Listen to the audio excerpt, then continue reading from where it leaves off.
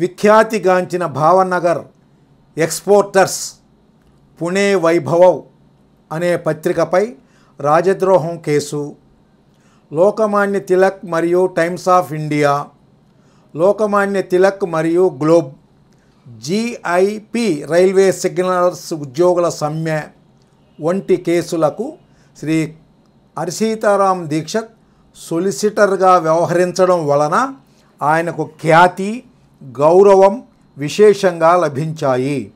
ఈ కేసులన్నీ ప్రజా జీవితానికి సంబంధించినవి, అంటే పబ్లిక్ ఇంట్రెస్ట్ కావడం వలన శ్రీ కాకా సాహెబ్ ప్రజల దృష్టిని విశేషంగా ఆకర్షించారు. దీక్షిత్ తమ అపార మేధో సంపత్తితో మరియు కఠోర పరిశ్రమతో ఈ కేసులన్నింటిలో విజయం సాధించడంతో ప్రజలు ఆయన గురించి మాట్లాడుకునేంతగా సుప్రసిద్ధులయ్యారు. ఒక ప్రక్క ప్రాక్టీస్ విజయవంతంగా కొనసాగుతుండగానే మరో ప్రక్క హరిసీతారాం దీక్షిత్ ప్రజాసేవలో పాల్గొనడం కూడా ప్రారంభమైంది. 1896వ సంవత్సరంలో గిర్గావ్ వార్డు తరపున ముంబై మున్సిపల్ కార్పొరేషన్ సభ్యునిగా మొదటిసారి ఎన్నిక అయ్యారు. అప్పటి నుండి పారమార్థిక పదికులయ్యే వరకు కార్పొరేషన్ సభ్యునిగా వరుసగా ఎన్నిక అవుతూ వచ్చారు. కార్పొరేషన్లో ఏదైనా సమస్యపై చర్చ సందర్భంగా ముక్కుసూటిగా, క్లుప్తంగా, వివేకవంతమైన వాగ్ధాటితో ఆయన ప్రసంగం చేసే శైలి గురించి అందరూ ఎంతో గొప్పగా గౌరవభావంతో మాట్లాడుకునేవారు. ఏ పక్షం పట్ల కూడా పక్షపాతం వహించకుండా వారికి యోగ్యమనిపించిన అభిప్రాయాన్ని నిర్మోహమాటంగా, నిర్భయంగా ప్రతిపాదించడం శ్రీ హరిసీతారాం దీక్షిత్లోని విలక్షణమైన గుణం.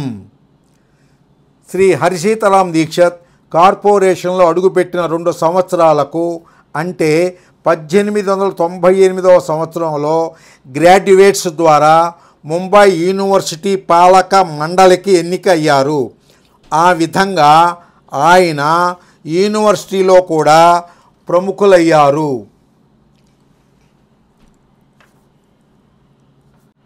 ప్రఖ్యాతిగాంచిన సొలిసిటర్ మరియు పబ్లిక్ నోటరీ, ముంబై కార్పొరేషన్ సభ్యులు, ముంబై ప్రభుత్వ న్యాయ కౌన్సిల్లో సభ్యుడై ఆనరబుల్ హరిసీతారాం దీక్షిత్ అయ్యారు. అంతేగాక అప్పట్లో బ్రిటిష్ ప్రభుత్వం ఆయనకు జస్టిస్ ఆఫ్ ది పీస్ అనే బిరుదునిచ్చి సత్కరించింది. ఇప్పటి వరకు శ్రీ హరిసీతారాం దీక్షిత్ యొక్క ప్రజా జీవితాన్ని గురించిన వివేచన చేశాం. శ్రీ హరిసీతారాం దీక్షిత్ యొక్క ప్రజా జీవితం ఎంతో ప్రజ్వలమైనదో ఆయన గృహస్థ జీవనం కూడా అంతే ఉజ్వలమైనది. అతిథి సత్కారం, సరువుల పట్ల సమభావం అనేవి హరిసీతారాం దీక్షిత్ యొక్క విశిష్ట గుణాలు. హరిసీతారాం దీక్షిత్ యొక్క స్నేహమండలి చాలా పెద్దది. ఆ స్నేహమండలిలో ఎంతో గొప్ప పేరు ప్రతిష్టలు, పరపతి కలిగిన గొప్ప గొప్ప వారెందరో ఉండేవారు. హరిసీతారాం దీక్షిత్ ఇంట్లో ఈరోజు ఎవరు అతిథి లేరు అనే సందర్భం అత్యంత అరుదుగా వచ్చేది. ఎప్పుడైనా ఒకరోజు భోజన పంక్తిలో అతిథి లేరు అనే సందర్భం వస్తే శ్రీ హరిసీతారాం దీక్షిత్ స్వయంగా వెళ్ళి ఎవరో ఒకరిని వెతికి మరీ పట్టుకొని వచ్చేవారు. పంక్తిలో కనీసం 3-4 లేకపోతే నాకు భోజనం సహించదు అని దీక్షిత్ తరచు అనేవారు. అందులోనూ ఆయన ఇంట్లో భేద గొప్ప తారతమ్యం ఉండేది కాదు.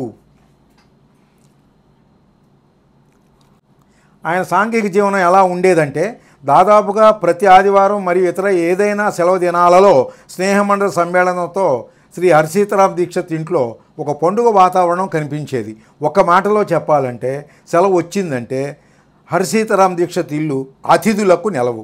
అందరూ కలిసి సాపంక్తి భోజనం చేయడం, వైకుంఠపాళి సదరంగం వంటి ఆటలతో, క్విజు వంటి పోటీలతో, పిచ్చాపాటి ముచ్చట్లతో ఆ సెలవు దినం గడిచిపోయేది. సాధారణ పరిచయం ఉన్న వ్యక్తి అయినా సరే సదరు వ్యక్తిని భోజనాన్ని తీసుకురాకుండా దీక్షిత్ ఉండేవారు కారు. ఒక మాటలో చెప్పాలంటే ఆయన అతిథుల పాలిట ఆశ్రిత వృక్షం.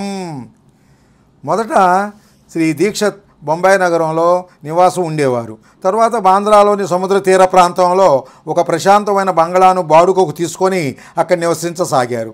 ఆ తర్వాత గిరిగాంలోని బ్యాంకు రోడ్లో ఒక ప్రశస్తమైన బంగ్లాను కట్టించి ఎంతో ఆర్భాటంగా గృహప్రవేశం కార్యక్రమాలు నిర్వహించి ఆ బంగ్లాలో నివసించడానికి వెళ్ళారు. కానీ ముంబై రణగణ ధోనుల ఆయనకు సరిపడక కేవలం 8 రోజుల్లోనే మరలా బాంద్రాకు నివాసం మార్చారు. ఆ రోజుల్లో బాంద్రా ప్రాంతంలో ప్రతి సంవత్సరం ప్లేగు వ్యాధి వ్యాపించేది. అందువల్ల బాంద్రా వాసులు చాలామంది ప్లేగు వ్యాపించిన రోజులలో ఇతర ప్రదేశాలకు వెళ్ళి నివసించాల్సి వచ్చేది. చాలామంది శాంతాక్రిస్, విల్లేపార్లే, అంధేరి ఇత్యాది ప్రాంతాల్లో స్టేషన్కు సమీపంలో బంగ్లా కట్టించుకొని ప్లేగు వ్యాపించిన రోజుల్లో ఆ బంగ్లాలో నివాసానికే వెళ్ళేవారు. శ్రీ దీక్షిత్ కూడా అటువంటి ఆలోచనతోనే విల్లేపార్లేలో స్టేషన్కు దగ్గరగా కాకుండా ప్రశాంతత కోసం స్టేషన్ నుండి 10 నిమిషాల నడక దూరంలో స్థలం తీసుకొని తమ కోసం ఒక పెద్ద బంగ్లా, స్నేహితులను ఎవరైనా పొరుగువారిగా చేర్చుకోవచ్చనే ఉద్దేశంతో వారి కోసం ప్రక్కన ఒక చిన్న బంగ్లా కట్టించారు. విల్లేపార్లేలోని ప్రశాంతత కాకాసాహెబ్కు ఎంత నచ్చిందంటే కొద్ది రోజులలోనే వారు బాంద్రా వదిలి విల్లేపార్లేలో శాశ్వత నివాసం ఏర్పరచుకున్నారు. అప్పట్లో విల్లేపార్లేలో రోడ్లు లేవు. వారి నివాసం దూరంగా విసిరివేసినట్లుగా ఉండేది. చుట్టుప్రక్కలంతా పొలాలు, చెట్టు చేమలు. దీక్షిత్ నివాసానికి వెళ్ళాలంటే పొలం గట్టు మీద నడుచుకుంటూ వెళ్ళాలి. వానాకాలంలో అయితే దారంతా ఒకటే బురద నీళ్ళలో కాలు జారిపడే ప్రమాదం ఎక్కువగా ఉండేది. అంతేకాదు విషసర్పాలు మరియు జంతువుల భయం. అందువలన వర్షాకాలంలో కాకాసాహెబ్ అడుగున్నర సైజు రాళ్లు వేసి ఏదో విధంగా దారిని తయారు చేసేవారు. ఒక మాటలో చెప్పాలంటే రాత్రిపూట లైట్ లేకుండా ఆ దారిలో వెళ్ళడం దాదాపు అసాధ్యం.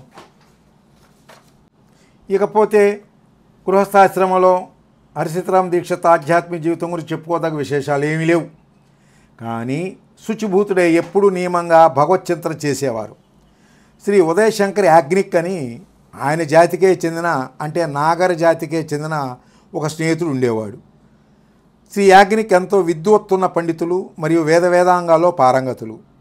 ఆయన కాఠేవాడ సంస్థానంలో దివానుగా చాలా సంవత్సరాలు పనిచేసి సేవా నివృత్తులైన తరువాత చతుర్థాశ్రమాన్ని, అంటే సన్యాసాశ్రమాన్ని స్వీకరించారు.